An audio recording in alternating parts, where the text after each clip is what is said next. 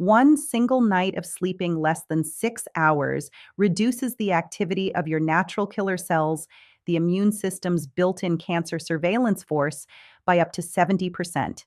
That's a finding from researchers at the University of California, San Francisco, and it stopped me cold when I first reviewed it. But there's something happening during the day while you're awake that produces a nearly identical effect. And if you're a woman over 65, the chances are high that you're doing both, without knowing that the combination is essentially disabling the most important cancer defense your body has. I'm Dr. Jessica Ward, Integrative Oncology researcher. For the past 15 years, I've been reviewing the peer-reviewed literature on cancer biology, immune surveillance, and women's cellular health, specifically what shifts in your biology when estrogen declines after menopause, because that hormonal transition changes the rules of almost every protective system in your body. Before we go further, I need to be direct with you. Everything I share in this video is educational information grounded in peer-reviewed research. It is not a substitute for medical care. If you have a cancer diagnosis, are currently in treatment, or are managing any serious medical condition, please bring this information to your healthcare provider before implementing any changes. What I'm offering is the science, the context your doctor may not have time to explain, and that most general health content was never designed to give you. Now, here's what most of the advice you've received about staying healthy after 60 gets fundamentally wrong. The research on natural killer cells, immune aging, and cancer prevention has been conducted overwhelmingly in men or in mixed populations skewed toward younger adults. What has been studied far less, and what I'm going to walk you through today, is why postmenopausal women face a specific vulnerability in this system that nobody is describing clearly. It's not that your immune defense weakens in the same way everyone's does with age. It's that the loss of estrogen at menopause hits the NK cell system in a targeted, biology-specific way that makes the usual advice insufficient. And when you layer that hormonal vulnerability on top of a common daily habit, the suppression compounds into something genuinely worth understanding. By the end of this video, you'll know exactly what natural killer cells do, why your NK cell activity after menopause is more vulnerable than it was before, what specific habits are suppressing those cells right now, and what the research supports for reactivating them, with adjustments designed for post-menopausal biology, not generic population advice. If this kind of research-focused content is useful to you, subscribing takes one click and helps me keep doing this work specifically for women in this hormonal window. There's no pressure. I just want you to know it makes a difference. Let's talk about what the research actually found. The story starts with a large-scale Korean health study published in Frontiers in Immunology in 2021. Researchers analyzed data from 2,095 subjects, 52.9% of them women, across a broad age range including women over 55, drawing from health examinations conducted between 2016 and 2018. They measured actual NK cell activity directly in the blood, classified into 3 tiers: normal activity at 500 picograms per milliliter of IFN gamma or higher, low activity between 100 and 500 picograms, and very low activity below 100 picograms. Of the 2,095 participants, only 1,027 showed normal NK cell activity. Nearly a third had measurably suppressed immune surveillance. What the researchers found when they ran the regression analysis was striking. After controlling for age, BMI, smoking, alcohol, and underlying conditions, 2 factors emerged as the primary independent determinants of normal NK cell activity: physical exercise and vitamin D levels, not general wellness scores, not diet broadly, exercise and vitamin D. And when they stratified the data by sex and age, the effect was not uniform.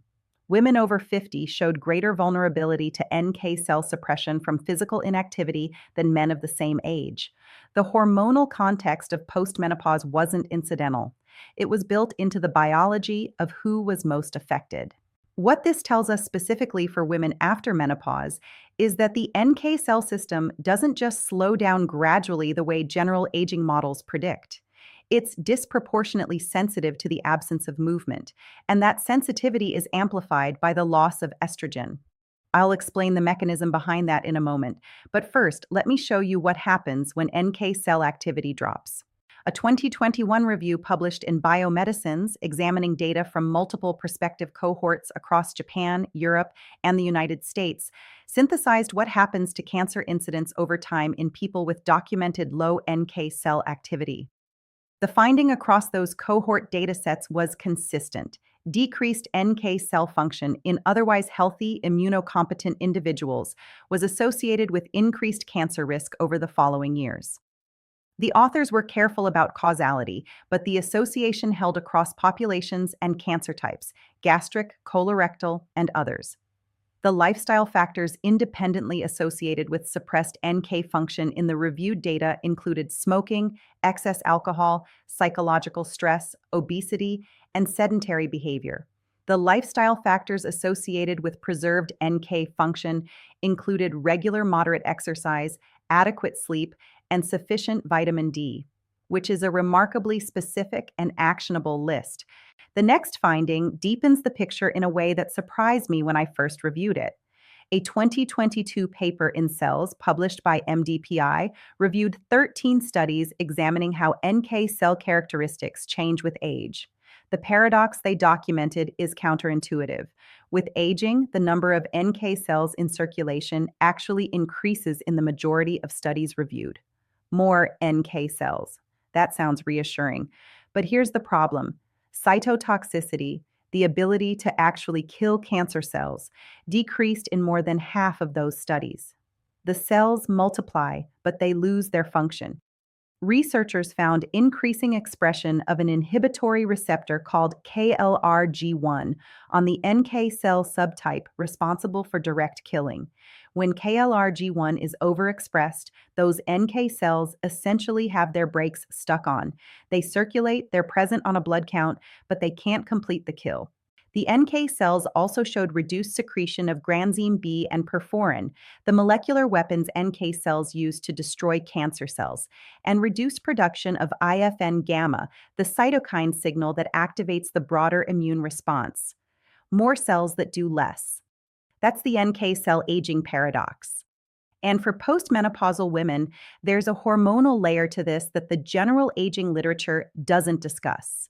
A 2025 review in Frontiers in Immunology examined specifically how hormonal regulation and the loss of it at menopause affects NK cell biology. NK cells express estrogen receptor beta, known as ERV. That receptor was there for a reason. Estrogen signaling through ERV activates telomerase, the enzyme that maintains telomere length, in NK cells by upregulating expression of the HTERT gene. Telomeres are the protective caps on chromosomes. When they shorten, cells age and eventually stop functioning. Estrogen was helping NK cells stay younger, longer. After menopause, with E2 gone, that telomerase activation signal in NK cells disappears.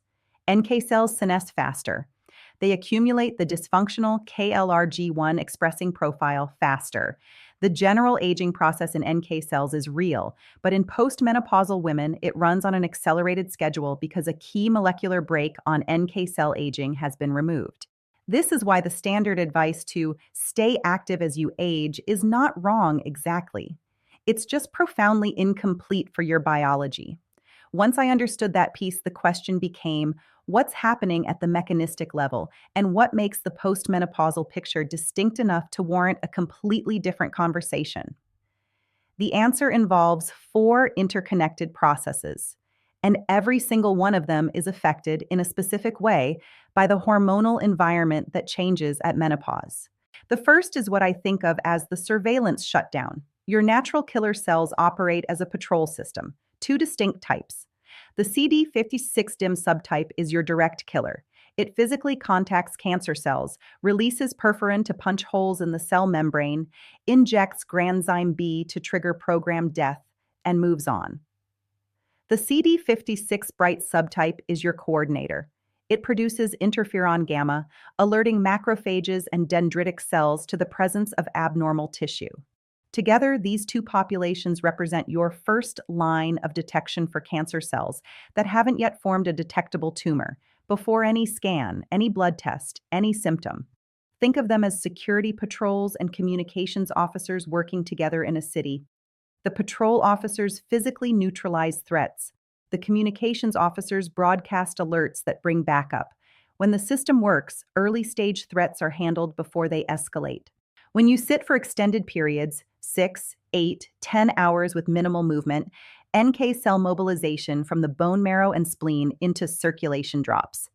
The activating receptor NKG2D, which is how NK cells recognize cancer cells as targets, decreases in expression on the NK cells that do circulate.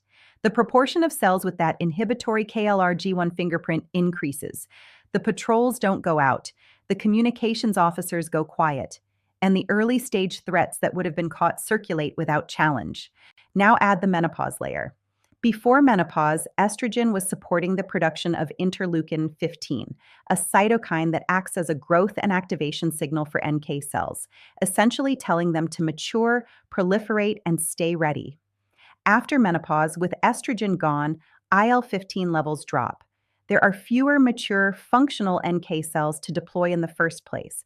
The sedentarism effect and the estrogen loss effect are not independent. They compound each other. The Frontiers in Immunology 2021 study found this directly. The association between physical inactivity and low NK activity was stronger in women over 50 than in men of the same age. That age and gender specificity in the data is the hormonal layer becoming visible. This is the foundation. Everything else builds on it. The second process is what I call the inflammatory override. This one is where postmenopausal biology creates a disadvantage that isn't immediately obvious if you're thinking about inflammation in the conventional way. When the body moves, when muscles contract during exercise, the skeletal muscle secretes what researchers call myokines, cytokines released by muscle tissue. One of them is interleukin 6 from muscle. And here's where a critical distinction matters. Muscle-derived IL-6 is anti-inflammatory. It activates NK cells, has documented anti-tumoral effects, and works through pathways that support immune surveillance. This is the same molecule, IL-6, that is pro-inflammatory when it's secreted by visceral fat tissue. Same molecule, opposite function depending on the source. Muscle IL-6 helps. Adipose IL-6 harms. When you're sedentary, visceral fat accumulates. That fat tissue secretes leptin, resistin, and IL-6 from adipose, all of which suppress NK cell function and activate macrophages in the wrong direction, pushing them toward the M2 phenotype that creates a permissive rather than hostile environment for abnormal cell growth. It also secretes aromatase, an enzyme that converts androgens into estrone, a weak estrogen. In postmenopausal women, this matters significantly because estrone produced by visceral fat in a woman who no longer has ovarian estrogen is an unregulated, low-grade estrogen signal without the protective balancing effects of the full premenopausal estrogen environment. It preferentially stimulates estrogen receptor-positive tissue, including breast tissue, without providing the immune supportive functions that physiologic E2 provided. Here's the postmenopausal amplification. Before menopause, E2 was itself anti-inflammatory. It suppressed NF-κB, the master regulator of inflammatory gene expression. It kept IL-6 and MCP-1 at lower baseline levels systemically. After menopause, with E2 gone, that anti-inflammatory brake is off. NF-κB is more active. Baseline IL-6 from adipose tissue is higher. The inflammatory environment that sedentarism creates is building on an already elevated inflammatory baseline caused by estrogen loss itself. A postmenopausal woman who is sedentary is not in the same inflammatory situation as a sedentary premenopausal woman. She is starting from a higher aging baseline, adding the pro-inflammatory effects of visceral fat, without the muscle-derived myokine benefits of movement, and without the estrogen that would normally buffer all of it. The research from Biomedicine's 2021 listed obesity, which correlates strongly with sedentary behavior, as one of the primary lifestyle factors associated with suppressed NK function. The mechanism runs directly through this inflammatory pathway.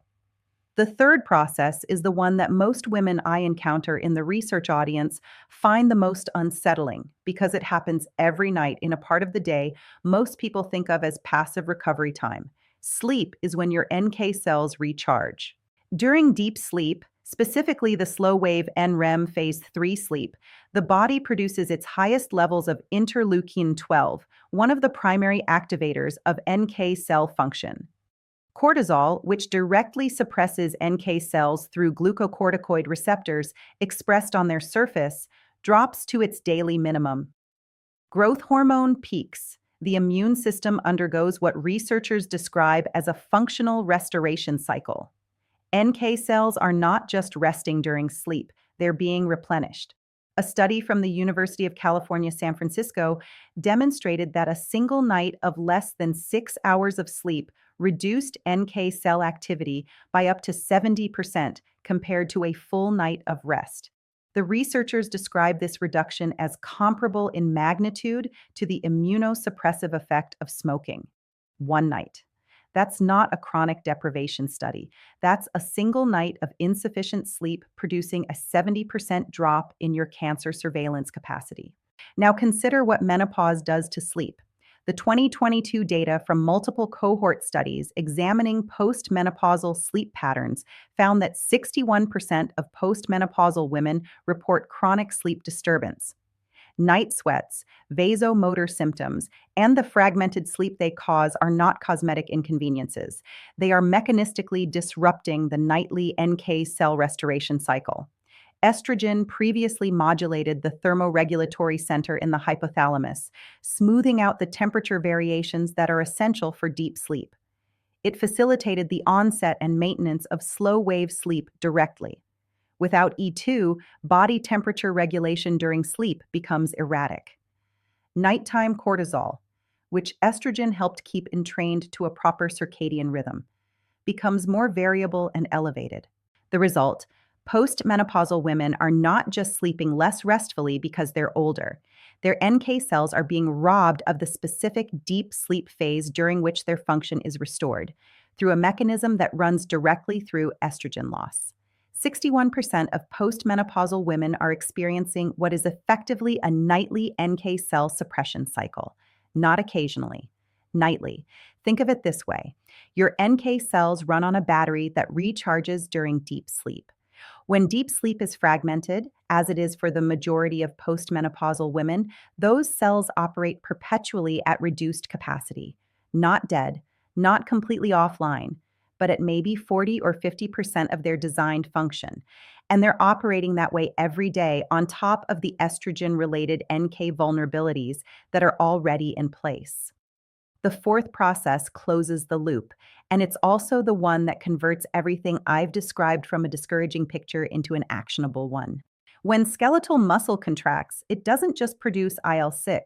It secretes a full suite of molecules that collectively represent what researchers now call the exercise pharmacology effect. Interleukin 15 is produced in muscle and acts as a direct growth and survival factor for NK cells, partially replacing the IL-15 support that estrogen was providing via ERV signaling. Irisin, a myokine secreted during aerobic exercise, increases the expression of NKG2D, the activating receptor that NK cells use to recognize and bind to cancer cells on NK cell surfaces. CXCL10, another exercise-induced myokine, acts as a chemoattractant, drawing NK cells out of the bone marrow and spleen into peripheral circulation and into tissues. SPARC, also called osteonectin, has documented inhibitory effects on colorectal cancer cell proliferation specifically. This is not metaphorical. Muscle contraction during moderate aerobic exercise produces a cascade of molecular signals that directly mobilize, activate, and enhance the killing capacity of the immune system's primary anti-cancer surveillance cells. A 2025 paper in Scientific Reports studied older adults with a mean age of 63.6 years who engaged in regular endurance training and compared them to sedentary age-matched controls. The trained older adults showed a higher proportion of effector NK cells, specifically the CD56-DIM cytotoxic subtype, and a lower proportion of senescent NK cells expressing the KLRG1 and PD1 markers. Their NK cells had better metabolic function, measuring higher oxidative capacity in ex vivo analysis. The training had preserved a NK cell profile that looked functionally younger. I want to be transparent. This study was conducted in older men. The mechanism of exercise on NK cell function is well conserved across sex, but the specific magnitude of the effect in postmenopausal women requires further study. And I'll note that explicitly rather than overgeneralize. What we do have specifically in postmenopausal women comes from a randomized controlled trial by Ferry and colleagues, published in the Journal of Applied Physiology in 2005, examining exercise training and blood immune function in postmenopausal breast cancer survivors. The trial found that exercise training produced NK cell mobilization and immune function improvements in postmenopausal women with a history of breast cancer, a population whose immune and hormonal profile is clinically relevant to the broader postmenopausal context. The evidence is not perfect or complete, but it is directionally consistent across every study I've reviewed. Here's the crucial nuance for postmenopausal women specifically. Before menopause, estrogen was amplifying the myokine signal, the muscle-derived IL-15, the irisin, the CXCL10 cascade. All of these had their effects on NK cells enhanced by the presence of E2 signaling through ERV. After menopause, those amplifiers are gone, the myokines still work, but they work at a lower gain. What this means is not that exercise becomes less important after menopause. It means exercise becomes more important because it's now partially substituting for a hormonal support system that no longer exists. The North American Menopause Society's 2023 guidelines explicitly recommend exercise as a non-pharmacological intervention for reducing postmenopausal oncological risk. That recommendation has a specific biological mechanism behind it. I've walked you through the research. Now the question is what to actually do with it. Everything I'm about to share is meant to complement your existing healthcare, not replace it. If you are currently under medical supervision for cancer, a hormonal condition, cardiovascular disease, or any ongoing treatment, please bring this protocol to your doctor and evaluate what makes sense for your specific situation before making changes.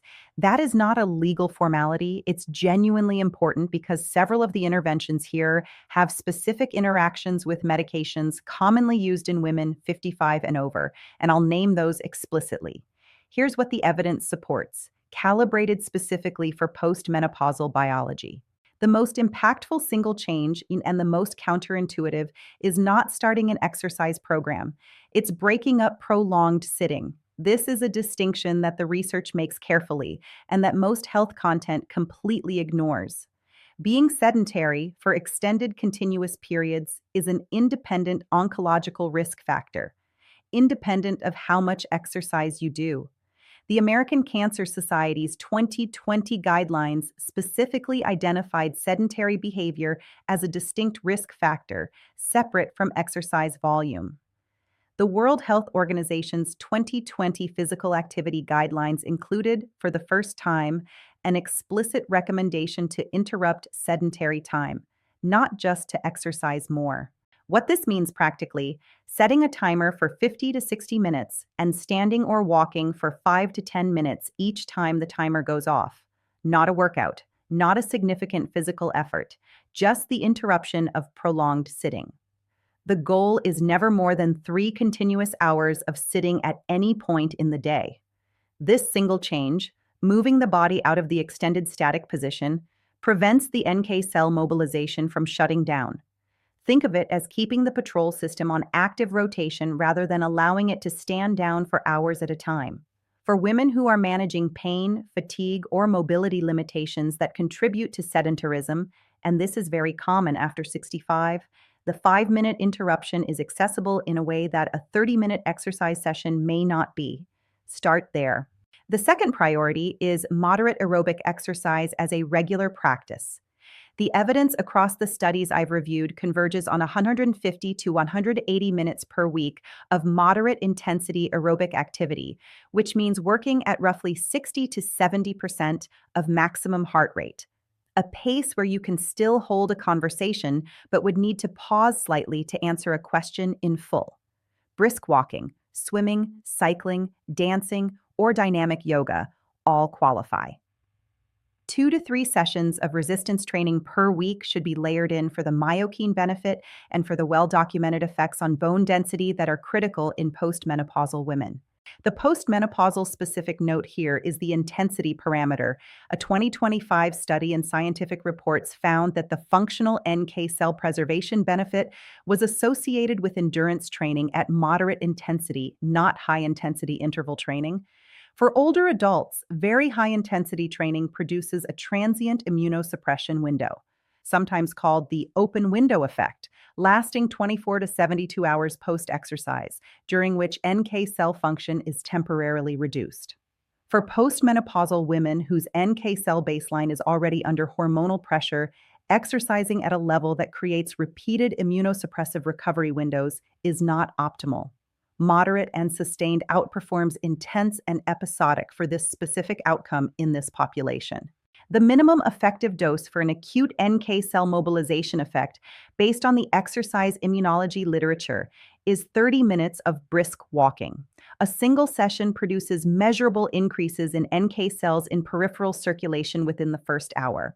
That effect doesn't sustain beyond 24 hours without a repeat stimulus, which is why consistency matters more than any single heroic effort. The third priority addresses the sleep NK axis, and it requires approaches specific to postmenopausal physiology.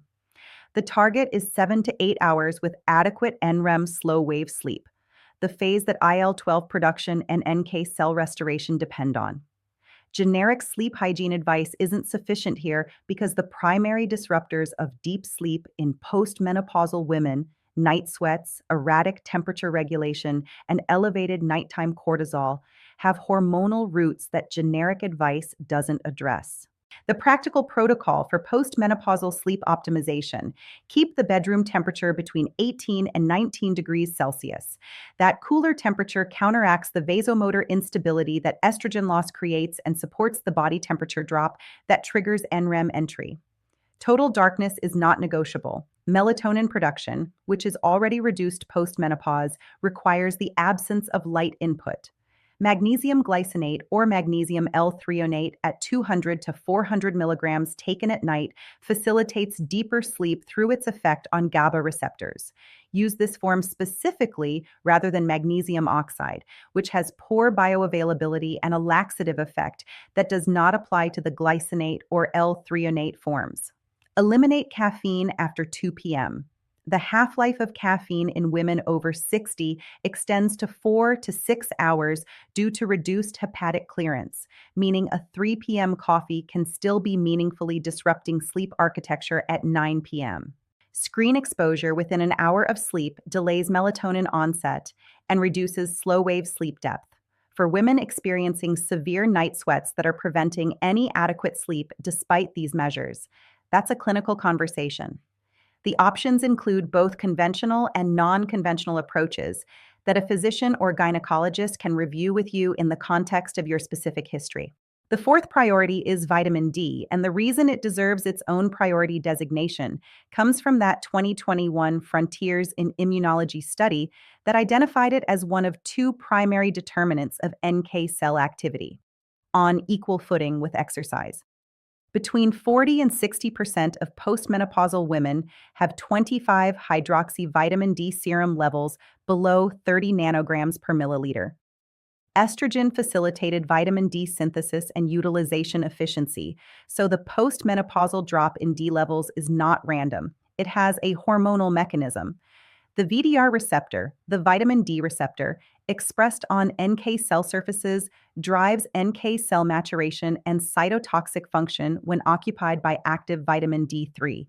NK cells without adequate VDR activation are effectively immature and less capable of executing the kill. The target for postmenopausal women, based on the oncological literature reviewed in that Korean cohort and corroborated by other studies, is 60 to 80 nanograms per milliliter, notably higher than the conventional minimum of 30 ng/ml that most standard lab reports flag as sufficient. Reaching that level typically requires supplementation of 2,000 to 4,000 IU of vitamin D3, cholecalciferol specifically, not D2, taken daily with a meal containing fat for absorption.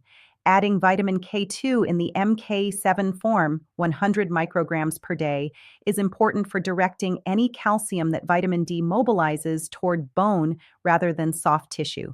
Have your 25-OH-D level measured by a lab and adjust your dose accordingly every 6 to 12 months. The outdoor sun exposure recommendation: 15 to 20 minutes on arms and legs between 10 a.m. and 2 p.m., 3 to 4 times per week, provides both vitamin D synthesis and the NK cell mobilization benefit of exercise simultaneously. The fifth priority addresses the cortisol component. The HPA axis, the hypothalamic pituitary adrenal system that governs cortisol release, is another system that estrogen helped regulate. Post-menopause, nighttime cortisol rises, circadian cortisol rhythm becomes more variable, and the symptom burden of hot flashes, anxiety, and disrupted sleep are themselves cortisol elevators. Elevated cortisol directly suppresses NK cells via glucocorticoid receptors.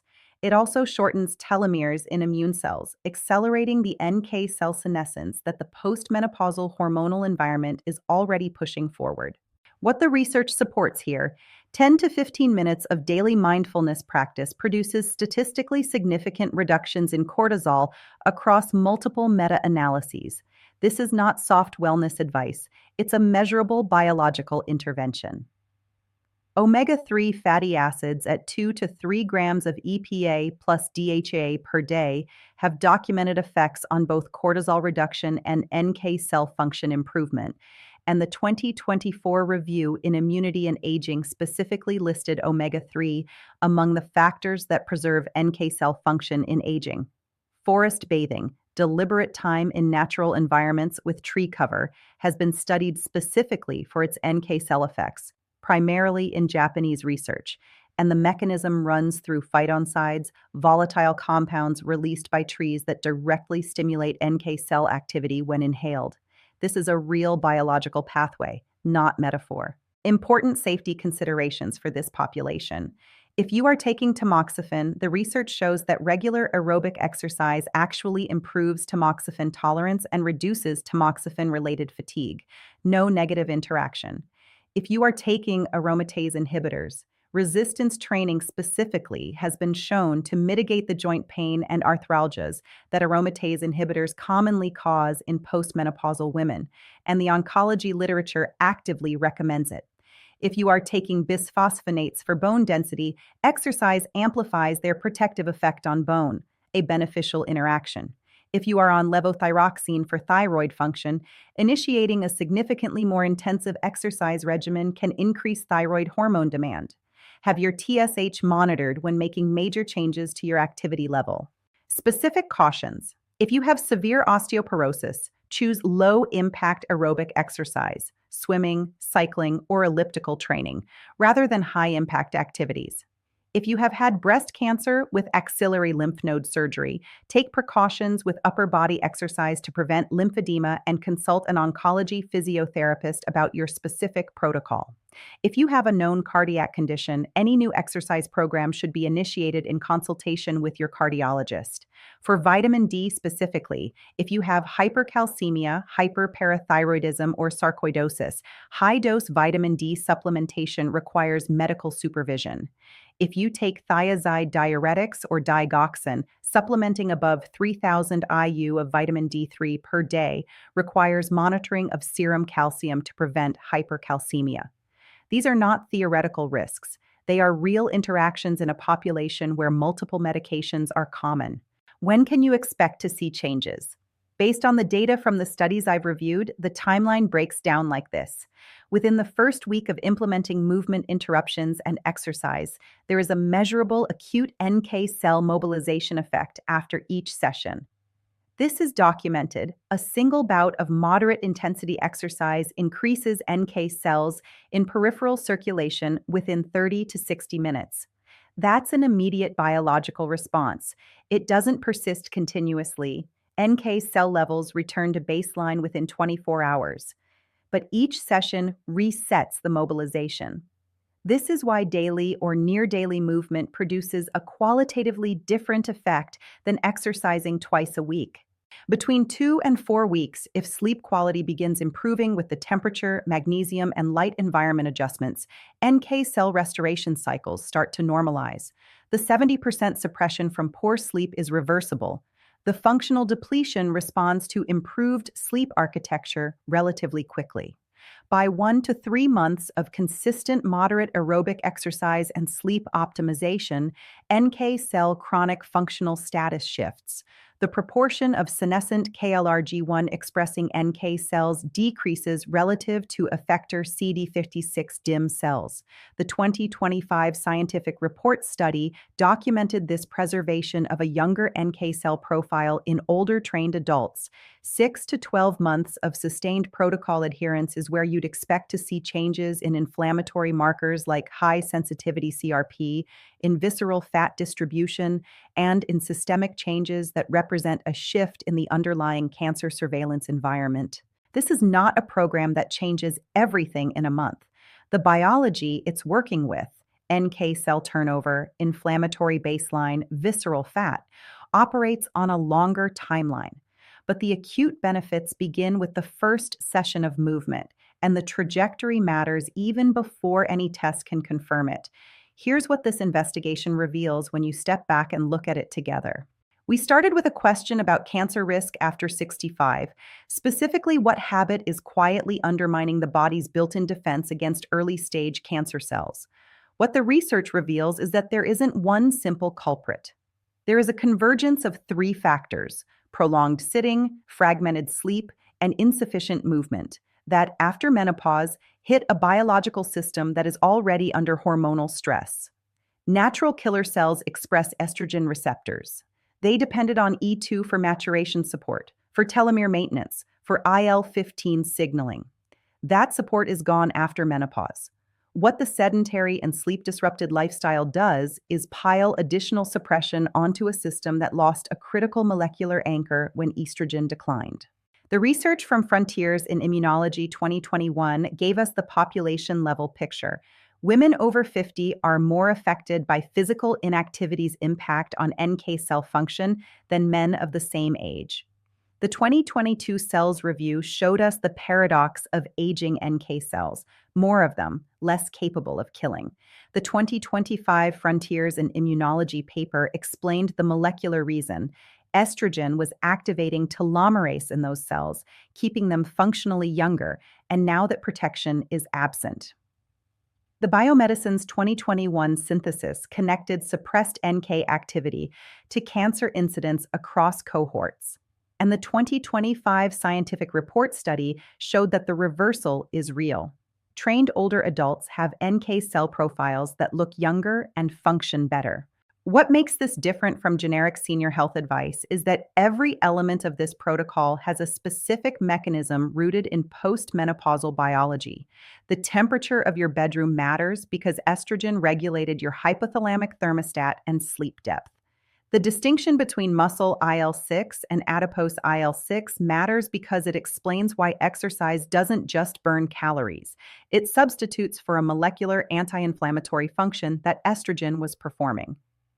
The vitamin D target of 60 to 80 nanograms rather than the standard 30 matters because NK cell VDR activation requires a threshold that post-menopausal women are systematically failing to reach, partly because estrogen was supporting that synthesis. You are not navigating a generic aging process. You are navigating a post-menopausal biology that has specific vulnerabilities and specific leverage points. Knowing which ones are which is not a luxury. It's the difference between advice that was designed for you and advice that was designed for someone else and relabeled. The fact that you're here, looking for research that takes your biology seriously, is itself meaningful.